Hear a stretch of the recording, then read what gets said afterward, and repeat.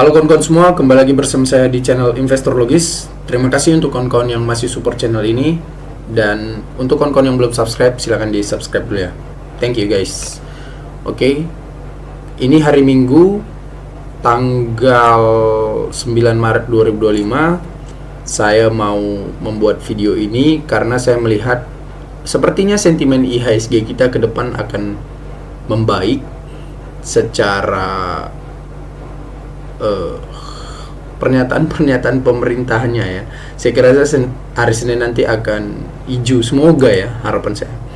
Nah, itu saya kemukakan karena baru-baru ini Pak Presiden Prabowo mengundang semua konglo di Indonesia, gak semua sih, beberapa ya, tapi konglo-konglo terbesar ya, seperti Pak Antoni Salim, Pak Sugianto Kusuma, Pak Prajogo Pangestu, Pak Boy Thohir, Pak Prengki Wijaya, Pak Jamis Riyadi, Pak Tommy Winata, Pak Khairul Tanjung, Pak Hilmi Panigoro, Pak Andi Syamsuddin Arsyad, dan Edward Wanandi. Nah, ini nama-nama konglonya. Nah, di sini ada Pak Prabowo ya. Di sini ada, ini dari Instagramnya Sekretariat Kabinet saya dapat ya ini. Ini Mr. Ray Dalio, pemimpin Bridgewater Associates ya. Jadi dia udah investor sukses lah, investor makro global dia sebut dirinya. Di sini ada Pak Bahlil, Pak Luhut, sama Ibu Sri Mulyani. Nah, di sini konglo-konglonya, konglo besar Indonesia lah ya. Jadi pertemuan ini untuk merapatkan mengkonsolidasi ekonomi Indonesia ya. Tentu saja kalau ada hal-hal seperti ini, sentimen ke bursa kita jadi positif ya, seharusnya ya. Jadi menurut saya hari Senin IHSG seharusnya hijau ya, karena sentimennya positif kalau menurut saya. Tapi kalau memang ada asing yang counterback kita, dia jualan, dia mau nakut-nakutin masyarakat, bisa aja sih IHSG jadi merah. Tapi menurut saya ini salah satu sentimen positif secara internal ya, secara internal dalam negeri. Kalau eksternal kan kita lihat misalnya dolar to rupiah berapa sekarang gitu kan. Dolar to rupiah berapa? Udah 16.289. Kemarin sempat parah banget 16.500. Jadi menurut saya hari Senin kayaknya IHSG hijau ya kawan-kawan ya, semoga ya. Nah, kalau suku bunga juga berpengaruh, suku bunga BI rate berapa? Masih 5,75 ya kawan-kawan ya. Jadi masih ditahan ya kawan-kawan ya. Kenapa ditahan? Karena The Fed nahan. Kalau The Fed nurunin suku bunga, biasanya bank sentral dunia juga kayak Indonesia ikut nurunin suku bunga.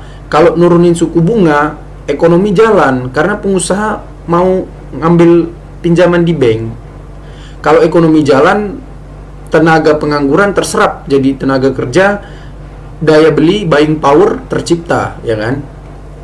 Nah, kalau saya secara makro nilainya ini aja, suku bunga, nilai tukar dolar terhadap rupiah kalau semakin menguat maka semakin bagus gitu. Nah, bila perlu ini 15.000 ya kalau bisa pemerintah buat ya. Saya kira saya optimis sama pemerintahan Pak Prabowo kawan-kawan ya. Terus terang saya optimis karena ya saya lihatnya dari rekam jejak sama dari yang ngajarin beliau bapaknya ya, Profesor Sumitro itu, waduh, gila banget ilmu ekonominya ya. Nah, ini kawan-kawan bisa lihat di sini ada Pak Hasim juga ya, ini sentimen untuk WiFi ya. Bodoh amat mau kalian bilang pom-pom, bodoh amat, yang penting saham yang saya pegang naik. Sentimen bagus untuk WiFi. Ya, secara saham kalian sebetulnya gampang, tinggal pilih aja saham-saham dari konglo-konglo ini kan. Ada Pak PP, ada Pak Tommy Winata, ada Pak CT, Khairul Tanjung. Di sini ada Pak Agwan, ada Pak Boy Thohir, ada ini Pak Asim ya, WiFi, hidup WiFi. Ada Pak Prengki Wijaya dari Sinarmas, ini Pak Hilmi Panigoro ya. Ada Pak Antoni Salim, sang maestro. Pak Antoni Salim ini jangan kalian kira dia bosnya ini. Paling besar menurut saya. Pak Anindya Bakri, ini Pak Erick Thohir sebagai Menteri BUMN ya. bukan sebagai pengusaha. Nah, ini orang-orang danantaranya kan. Nah, ini Pak Presiden foto sama Pak Prengki, sama Pak Prajogo Pangestu, sama Pak Antoni Salim. Kalau ini siapa? Saya nggak tahu ya. Ini Pak Tommy Winata. Ini kan sentimen yang positif kalau diedarkan kayak gini ya. Ada Mr. Redelio. Jadi saya udah lihat videonya. Jadi Mr. Redelio itu bilang dia tuh ngelihat Indonesia sekarang waktu dipimpin Pak Prabowo ini, ngelihat kayak dia dulu di Tiongkok waktu dipimpin Deng Xiaoping. Jadi sebetulnya fondasi ekonomi Cina sampai sekarang bisa segrow itu menurut saya dari leadershipnya Pak Deng Xiaoping ya. Ada, nanti kalian pelajari sejarahnya ya, Tiongkok. Nah, dulu mungkin Ray Dalio ikut berpartisipasi membantu pemerintahan pada masa itu, pemerintahan Tiongkok. Nah, ini ada Pak Mayor Teddy sama Pak Hasim ya. Ini Pak Hasim ini buruan aja keluarin laporan kuartal 4 wifi nih. Gimana, naik gak gitu kan, biar harga sahamnya terbang. Untuk yang ngiri bodo amat, gak ngurus.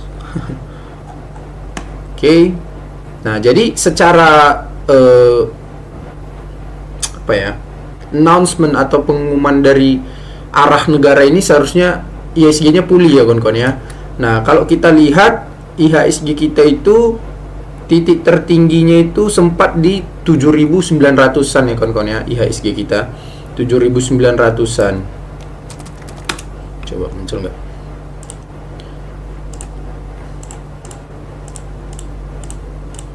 Muncul ya. Ya. IHSG kita itu sempat di 7.900-an titik tertingginya ya, di sini ya kawan-kawan ya. Nah, ini 7.900 turun sampai sekarang 6.600. Berarti penurunan berapa persen tuh? 7.900 dikurang 6.600 kali 100 bagi 7.900. Nah, turun sekitar 16,45% atau 16,5% lah ya, turun ya. Nah, ini sebetulnya cukup dalam kawan-kawan ya.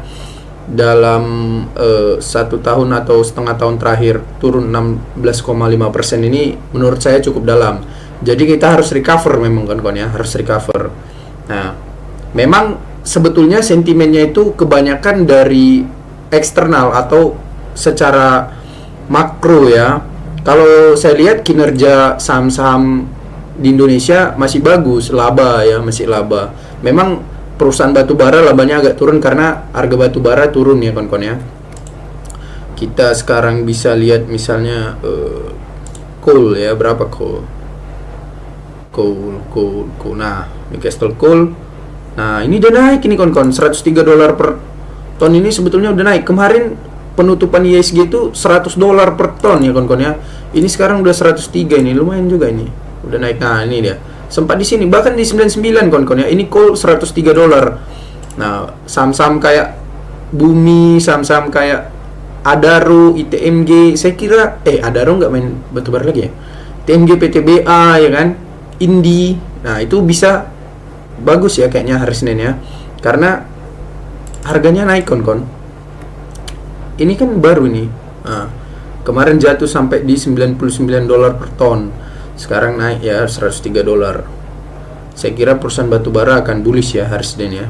Tapi kita lihat aja nanti ya. Semoga. Nah, itu secara makro, secara mikro. Jadi menurut saya bursa kita itu bagus kawan-kawan ya. Salah satu yang terbagus di Asia untuk kenaikan potensi kenaikannya. Jadi kita jangan terlalu skeptis lah sama negara kita. Saya itu yang buat skeptis itu sebetulnya bukan kondisi perusahaan atau kinerjanya, tapi sama sentimennya. Sentimennya kebanyakan berita korupsi, ya orang pasti skeptis gitu kan. Terkait terakhir berita korupsi Pertamina itu ngeri banget bacanya, sampai 1.000 triliun, 1 kuadriliun, gila itu. Nah, itu sentimen negatif ya, yang buat investor asing tuh males ya kadangnya.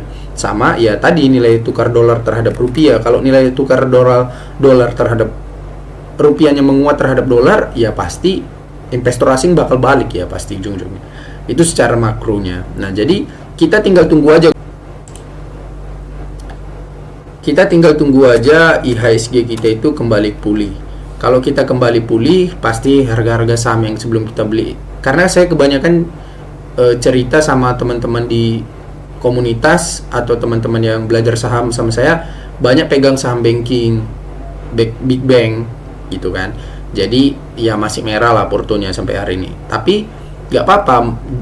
Menurut saya jangan dijual gitu. Karena bank itu pada akhirnya akan mencapai titik all time high yang baru gitu.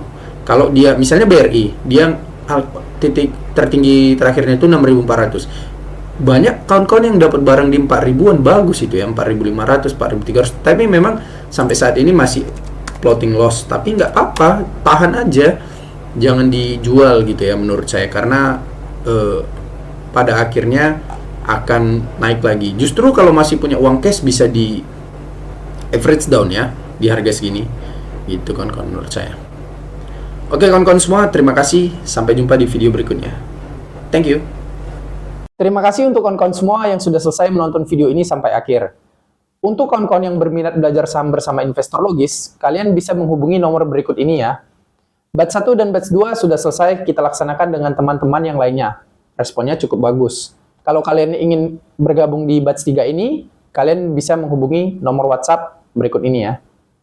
Saya juga menulis e-book tentang prinsip-prinsip dasar investasi saham. Kalau kalian yang lebih senang membaca e-book, kalian boleh memilikinya dan silakan saja hubungi nomor berikut ini. Thank you, sampai jumpa di video berikutnya.